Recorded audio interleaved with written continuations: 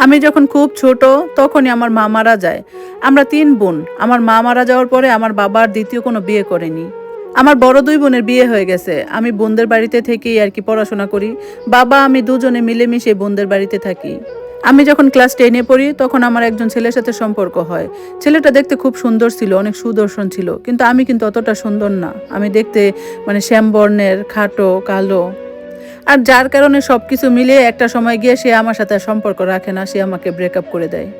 আর ওই ব্যাপারটা আমাকে খুব কষ্ট দেয়। এজন্য আমি পরবর্তীতে চিন্তা করি আর কখনো কারো সাথে কোনো রিলেশন করব না। তো এইভাবেই কিছুদিন যায়। তো আমি যখন ভার্সিটিতে পড়ি তখন আমার বোনরা মিলে চিন্তা করে যে আমাকে বিয়ে দিবে আমার দুলাভাইয়ের একটা ফ্রেন্ডের সাথে। তো দুলাভাইয়ের যেই ফ্রেন্ড ছিল তার বয়স ছিল ৪৫ বছর। তো তার বাবা-মা নাই। তার যে ভাই-বোন ছিল তাদের সবার আলাদা সংসার। তো তার সাথেই আমার বিয়ের কথা আরকি বলে সবাই। তারা আমাকে জানায় যে তার সাথে আমাকে বিয়ে দিবে। তো আমি রাজি হইনি। কারণ ওই লোকটা দেখতে খাটো ছিল, কালো ছিল। আবার মানে আমি ভাবতেছিলাম যে আমার চেয়ে মানে দ্বিগুণ বয়সের তাকে আমি কেন বিয়ে করব? তাই আমি রাজি হই নাই।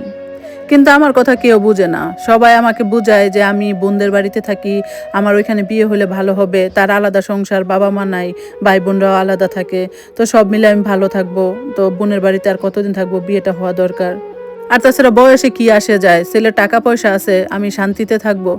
তো সব মিলে যখন সবাই আমাকে বুঝায় পরে একটা পর্যায়ে গিয়ে আমি রাজি হয়ে যাই। তো পরবর্তীতে আমি রাজি হওয়ার পরে আমাদের বিয়ে হয়ে যায়। তো মানে আমার যে হাসব্যান্ড মানে তার বয়স আমার থেকে দ্বিগুণ মানে দ্বিগুণের থেকেও বেশি। তো মানে এরকম বয়সের ব্যবধানের কারণে আমাদের ২ জনের ম্যাচ হইতেছিল না। তো আমার হাসব্যান্ডের এমন একটা মেয়ে প্রয়োজন ছিল যে তার যেহেতু বাবা-মা নাই, সে কাজকর্ম করে আসবে, তার বউ তার জন্য বাসায় থাকবে, রান্না-বান্না করবে, খাবার-দাবার রান্না করবে, তার সংসার সামলাবে এমন। কিন্তু আমার বয়সটা তো ঐরকম ছিল না। মানে আমি তো চাইছি আমার হাসব্যান্ড আমাকে সময় দিবে, আমাকে নিয়ে ঘুরবে ফিরবে। কিন্তু তার মধ্যে এরকম কোনো কিছুই ছিল না। সে হচ্ছে দোকান করতো, তার দোকান ছিল। তো সারাদিন দোকান করে রাত্রে এসে খাওয়া-দাওয়া করে ঘুমায় যেত। মানে আমাদের মধ্যে তেমন একটা কথাও হইতো না। মানে যতটুকু প্রয়োজন ততটুকুই কথা বলতাম। তো ঠিক আছে বিয়ে হয়ে গেছে এখন তো আর কিছু করার নাই। এভাবেই চলতে থাকে আমাদের জীবন। তো ধীরে, ধীরে আমাদের মধ্যে ঝগড়া হওয়া শুরু হয়। যে আমি তাকে সবসময় কমপ্লেইন করি যে সে আমাকে সময় দেয় না। যেহেতু মানে সে তো আমাকে একটু সময় দিতে পারে, কথা বলতে পারে, বাহিরে ঘুরতে নিয়ে যেতে পারে।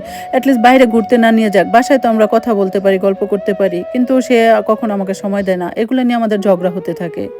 তো ঝগড়াঝাটি করলেও আমরা সংসারটা করতেছি, সংসার ছেড়ে যাবো এরকম কোনো প্ল্যান ছিল না। সংসার করতেছি। কিন্তু এর মাঝে আবার আমার বাবার ক্যান্সার ধরা পড়ে। তো এদিকে আমার আর বাবার অনেক খারাপ অবস্থা হয়ে গেছে। তাকে রক্ত দিতে হইতো। তো এলাকার মধ্যে যারা ছিল রক্ত দেয়, তো মোটামুটি সবারই রক্ত দেওয়া হয়ে গেছে। কারণ একটা মানুষ তো ৩ মাসের বেশি রক্ত দিতে পারে না। ৩ মাস পরে, পরে দিতে পারে। ৩ মাসের মধ্যে তো একবার দেয়। তো এই ক্ষেত্রে আমার বাবার মানে ১৫ দিন পরে, পরে রক্ত দিতে হতো। তার প্রচুর রক্তের প্রয়োজন ছিল। তো একবার এমন হইছে যে আমার বাবাকে রক্ত দেওয়ার জন্য কোনো লোক খুঁজে পাচ্ছিলাম না। পরে আমার একটা ফ্রেন্ড, কলেজের ফ্রেন্ড, তো তার সাথে যোগাযোগ হয়। তো সে আমাকে বলে যে একটা Facebook আইডি দেয় যে এই লোকটাকে দেখি যে সে মাঝে, মাঝে রক্ত দেয়। তো তার সাথে যোগাযোগ করা যেতে পারে। তো সে যদি নিজেও না দেয় সে মানে কালেক্ট করে দিতে পারে। তো পরে আমি উনাকে নক করি। নক করার পরে এদিক ওদিক না কথা বাড়িয়ে সরাসরি আমি বলি যে এরকম আমার রক্তের প্রয়োজন, আপনি কি কালেক্ট করে দিতে পারবেন? তো উনি বলে হ্যাঁ ঠিক আছে। ঠিক আছে আমি দেখি। তো তারপরে আমি অপেক্ষা করতে থাকি। পরবর্তীতে উনি আমাকে নক করে যে হ্যাঁ, আমি দিতে পারব না। তবে আমার একটা ফ্রেন্ড আছে সে দিবে। তো আমার বাবার যেহেতু খুব ইমার্জেন্সিটা রক্ত দিতে হইতো, তো বেশি সময় ছিল না। তো আমি তাড়াতাড়ি উনাদের বলি। তো আমার বাবাকে আবার বাড়িতে এনে রক্ত দিতে হইতো, হসপিটালে ছিল না।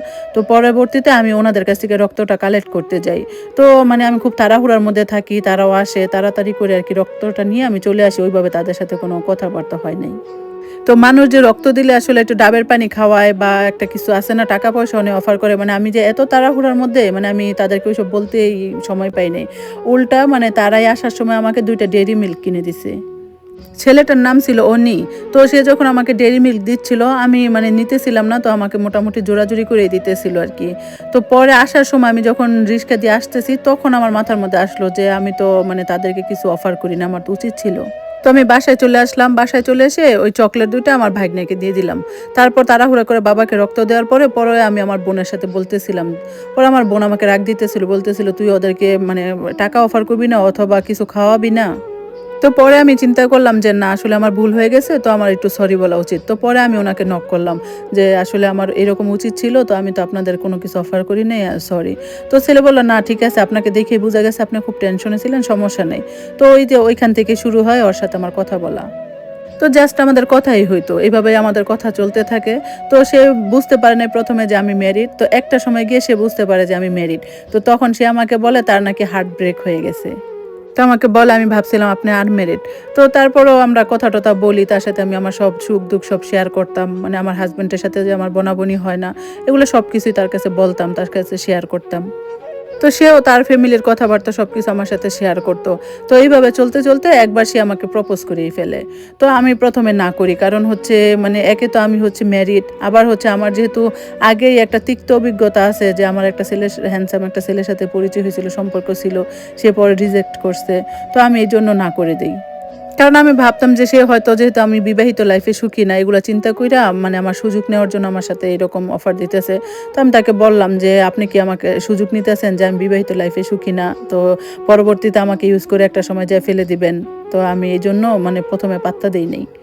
তো সে বলে, "না, এরকম কোনো কিছুই না।" তো আমার এর মধ্যে পড়াশোনাও চলতে থাকে। আমি পড়াশোনা করি। আমাদের প্রায় ১.৫-২ বছরের মতো কথাবার্তাও চলতে থাকে। তো এর মাঝে হচ্ছে আমি কনসিভ করে ফেলি। তো উনি যখন শুনতে পারে আমি কনসিভ করি, তো এরপরে সে আমার সাথে আগের মতো আর কথা বলে না। একটু কথা বলা কমায় দেয়। মাঝে, মাঝে খোঁজখবর নিত। এই যে আগে যেমন বাহিরে যেতাম, দেখা করতাম, কথা-টথা বলতাম, ঐরকম আর হয় না। তো আমি ১ম ৩-৪ বছর কিন্তু বাচ্চা-টাচ্চা নেই নাই। কারণ আমার যেহেতু পড়াশোনাও ছিল, তো আমি আরকি এইজন্য তখন বাচ্চার দিকে করি নাই। তো অনিদের আবার কিন্তু ফাইন্যান্সিয়াল অবস্থা খুবই খারাপ ছিল। ওদের ঘর-টর ভালো নাই, টাকা-পয়সারও সমস্যা। মানে অনেক আর্থিক সমস্যা ওদের। তো এদিকে আমার হাসব্যান্ডের তো আবার টাকা-পয়সা ছিল। তো আমি তাকে হেল্প-টেল্প করতাম। ওরে আমি খাওয়াইতাম, রান্না-বান্না করে খাওয়াইতাম, বাইরে গিয়ে খাবার নিয়ে যেতাম। তো মানে এইভাবে ওর সাথে আমার একটা ভালো সম্পর্ক ছিল। কিন্তু আমি যে সংসার ভাঙবো এরকম চিন্তা আমার কখনোই আসে নাই। তো এর মধ্যে আমি যখন কনসিভ করে ফেলি তখন তো আরো সম্ভব না। কারণ আমি তো বাচ্চাটা রাখবো, আমি তো সংসার কখনোই ভাঙবো না। যেহেতু বিয়ে হয়ে গেছে এটা তো আর কোনোদিনও সম্ভব না। তো আমার ১ম থেকে প্রেগন্যান্সির সময়টা ভালোই চলতে থাকে, কোনো সমস্যা-টমস্যা ছিল না। কিন্তু হঠাৎ করে যখন আমার ৭ মাস, তখন গিয়ে আমার লেবার পেইন শুরু হয়ে যায়। তো হসপিটালে গেলে ডাক্তার জানায় যে বাচ্চার অবস্থা খুবই খারাপ। যেকোনো সময় যেকোনো কিছু হইতে পারে। তো এমনও হইতে পারে যে যেকোনো একজন বাঁচবে। তো পরে আমার হাসব্যান্ড বলে যে, "ডাক্তার, যেকোনো কিছুর বিনিময়ে হোক আপনি মায়ের প্রাণ বাঁচান। কারণ বাচ্চা চাইলে আল্লাহ আবারও দিবে। তো আপনি মাকে বাঁচানোর চেষ্টা করেন।" তো তখন আমার ফিল হয় যে না, আমার হাসব্যান্ড হয়তো আমাকে চায়, সে ভালোবাসে। হয়তো ঐরকমভাবে আমাকে প্রকাশ করতে পারে না। তো যাই হোক, সবশেষে নরমাল ডেলিভারিতে আমার বাচ্চাটা হয়। কিন্তু আমার বাচ্চাটা আর থাকে না। সে পেটের মধ্যে মারা যায়। তো এরপরে আমি তখন খুবই অসুস্থ ছিলাম। হসপিটালেও ছিলাম ৩ দিন। তখন আবার রোজার মাস চলতেছিল। তো এর মধ্যে উনি আবার জানে যে আমি হসপিটালে ভর্তি, আমি অসুস্থ। তো ও হসপিটালে সে আমার সাথে দেখা করতে আসে। তো তখন আমি আমার ফ্যামিলির সাথে ওকে দেখা করাই। বলি সবাইকে যে ও আমার ফ্রেন্ড, ভালো ফ্রেন্ড। তো এর মাঝে ও বারবার আসতে চায়। হসপিটালে আমার সাথে দেখা করতে চায় উনি। তো আমি না করি। আমি বলি যে, "না, দরকার নেই। এত বারবার আসলে এটা সবাই সন্দেহ করতে পারে। আর কি দরকার এত আসার? তো তুমি এক কাজ করো, একবারে ঈদের দিন আইসো।" তো এরপরে আমি হসপিটাল থেকে আমার বোনের বাসায় যাই। আমি বোনের বাসায় প্রায় ১ মাসের মতো থাকি। এর মধ্যে ঈদের মধ্যে আমি আমার বোনের বাসায় থাকি। ঈদের মধ্যে অনি আবার আমার বোনের বাসায় যায়। তো এর আগে অনির সাথে আমার যতবারই দেখা হইছে বেশিরভাগই বোরকা পরা ছিলাম। তো হসপিটালেও যখন দেখা হইছে হসপিটালের অ্যাপ্রন পরা ছিলাম। তো ও কখনো আমাকে ঐরকম 3 পিস পরা কখনোই দেখে নাই। তো ওই বাসায় ১ম আমাকে ও 3 পিস পরা দেখে। তো সে আবার সাথে করে ওই ফ্রেন্ডটাকে নিয়ে আসছিল যে আবার আমার বাবাকে রক্ত দিছিল। যে ভাবছিল যে নিয়ে যাই, আপুর সাথে পরিচয় হোক, রক্ত দিছিল। তো এইভাবে তারা আসে। তো আপুদের সাথে মানে কথা-টথা বলে। তো তারপরে তারা চলে যায় একটা সময় পরে। তো এর মধ্যে আমার বাচ্চা মারা যাওয়ার কিছুদিন পরেই আমার হাসব্যান্ড স্ট্রোক করে। তো স্ট্রোক করার পরে তাকে হসপিটালে নিয়ে গেলে চিকিৎসা করায় সে একটু সুস্থ হয়। কিন্তু তার আবার কিছুদিন পরে সে আবারও স্ট্রোক করে। তো ২য় স্ট্রোকে আমার হাসব্যান্ড মারা যায়। তো এইটা তো আমার জন্য বেশি শোকের হয়ে যায়। কারণ মাত্র কিছুদিন আগে আমার বাচ্চাটা মারা যায়। আমি তো সেই শোকই কাটায় উঠতে পারি নাই। কারণ আমি যেখানে চিন্তা করছিলাম যে যাই হোক এই বাচ্চাটার মাধ্যমে এই সংসারটা আমি আঁকড়ায় ধরে রাখবো। বাচ্চাটাকে নিয়ে আমি বাকিটা জীবন কাটায় দিব। কিন্তু সেইখানে আমার বাচ্চাটাই চলে যায়। তার মধ্যে আবার আমার হাসব্যান্ডও চলে যায়। মানে আমি শোকে পড়ে যাই, হতাশ হয়ে যাই। তো তারপর আমার শ্বশুরবাড়ির যেই লোকজন মানে আমার দেবর বাসুর যারা ছিল, তারা আমার বোনদেরকে বলল যে আমাকে আরেকটা বিয়ে দিয়ে দিতে। আর এদিকে যেহেতু আমার কোনো বাচ্চা-কাচ্চাও নাই, তো শ্বশুরবাড়ির আমার হাসব্যান্ডের সম্পদের উপরও আমার কোনো অধিকার নাই। আমি ওগুলা নিয়ে কোনো কিছু করতে পারবো না। তারা তাদের মতো ভাগ করে নিবে। তো এইভাবে ওইখানে আর আমি থাকলাম না। ওইখানে আর কোথায় থাকবো? তো আমি আমার বোনদের বাসায় চলে আসলাম। তো বোনের বাসায় থাকতে থাকতে প্রায় 2-3 মাস পরে উনি একদিন আমার বোনের বাসায় আসে, এসে আমার বোনের কাছে সরাসরি আমাকে বিয়ে করার প্রস্তাব দেয়। তো আমার বোন যে রাজি হয়ে যায়, কারণ হচ্ছে একে তো আমার স্বামী মারা গেছে, আর একটা অবিবাহিত ছেলেও বিয়ের প্রস্তাব দিছে। তো আমার বোনরা রাজি হয়ে যায়, কিন্তু আমি রাজি ছিলাম না। কারণ আমার ওই কথাটা মনে আছে যে আমি যখন প্রথম একটা ছেলের সাথে সম্পর্ক করছিলাম, তো আমার চেহারা ভালো ছিল না দেখে ওই ছেলেটা সুন্দর ছিল, তো আমাকে ছেড়ে চলে গেছে। তো আমার মাথায় ওইটা রয়েছে। আর এখন যেহেতু আমি আবার মানে বিধবা, তো একটা অবিবাহিত ছেলেকে বিয়ে করলে আমি জানি হয়তো যখন মোহ কেটে যাবে তখন আমাকে আর ওইরকম ভালো নাও লাগতে পারে। তাই আমি আমার বোনদেরকে না করে দিলাম যে না, আমি যদি বিয়ে করতেই হয় তাহলে আমি এমন কাউকে বিয়ে করব যে মানে তার বউ ছিল, ডিভোর্স হয়ে গেছে অথবা মারা গেছে, মানে এক কথায় বিবাহিত কোনো কাউকে বিয়ে করব, করলে অবিবাহিত কাউকে আমি বিয়ে করব না। তাই আমি প্রথমে না করে দিছি। আর তাছাড়া অনিকে নিয়ে আমি ভালোবাসার ব্যাপারটা আমি কখনো কল্পনাই করি নাই। ওরে আমি অ্যাজ এ ফ্রেন্ড হিসেবে সবসময় পছন্দ করতাম, নিজের সুখ দুঃখ শেয়ার করতাম, কিন্তু তাকে আমি কখনো ওইরকম নজরেই দেখি নাই। কিন্তু উনি ছিল নাছোড়বান্দা, সে বারবার আমার বোনদেরকে বুঝাইতে থাকে। তো আমার বোনরা আমাকে বুঝায়। তো একটা সময় পরে গিয়ে আমি উনিকে বলি যে আচ্ছা ঠিক আছে, তুমি যে বলতেছো কিন্তু তোমার ফ্যামিলি তো আমাকে মানবে না। তো ও আমাকে বলে যে না, আমি আমার ফ্যামিলিকে রাজি করাবো। তো পরে আমি বলছি আচ্ছা ঠিক আছে, তুমি যদি তোমার ফ্যামিলিকে রাজি করাইতে পারো তাহলে আমি দেখবো আর কি, আমি তোমাকে বিয়ে করব। তো উনি গিয়ে ওর ফ্যামিলির রাজি করাইলো। রাজি করানোর পরে দুই ফ্যামিলির পক্ষ থেকে যখন মিল হলো তখন আমি সম্মতি দিলাম। তো আমাদের খুব ঘরোয়াভাবে, খুব ছোটোখাটো একটা অনুষ্ঠান করে ঘরোয়াভাবে আমাদের বিয়ে হয়ে যায়।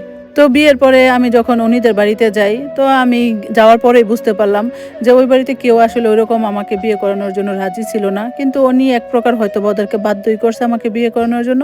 তো পরে ওরা সম্মতি দেয়।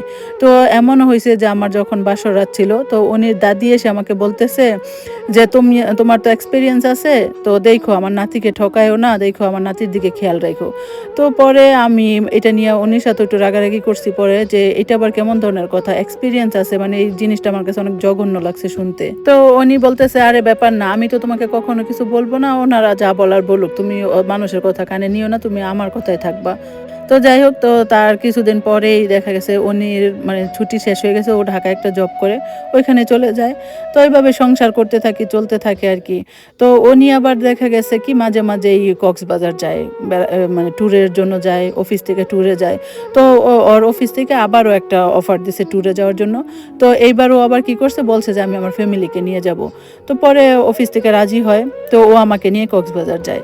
তো আমি আগে যখন সংসার আমার ছিল, 5 বছরের সংসার ছিল, ওইখানে আমি কখনোই মানে কোথাও ঘুরতে যাই না, কোনো আনন্দ ফুর্তি ছিল না। অনিদের বাড়িতে অভাব অনটন ছিল, গরিব ছিল, কিন্তু মানে এই জিনিসটা আমার ভালো হতো যে বিভিন্ন জায়গায় ঘুরতে ফিরতে যাওয়া, মানে সবার সাথে ঘোরাফেরা, উনি বিভিন্ন জায়গায় ঘুরতে নিত। মানে আগে আমি যেই বিষয়গুলা মিস করতাম, এই বাড়িতে আমি আবার ওইগুলা পাইতাম। তো আলহামদুলিল্লাহ ভালোই চলতেছে আমার সংসার। তো এই হলো আমার গল্পটা। তো আপনাদের কেমন লাগলো গল্পটা অবশ্যই জানাবেন। আর হ্যাঁ, গল্পের সাথে কিন্তু আমার জীবন কখনো মিলাবেন না, কারণ এগুলো বিভিন্ন আপুদের গল্প আমি আপনাদের সাথে শেয়ার করি। আপনাদের যদি ভালো লাগে এরকম গল্প শুনতে, তাহলে আমার পেজের সাথে সবসময় থাকবেন। ইনশাল্লাহ আপনাদেরকে আরও সুন্দর সুন্দর গল্প উপহার দিব। আজকের মতো আল্লাহ হাফেজ।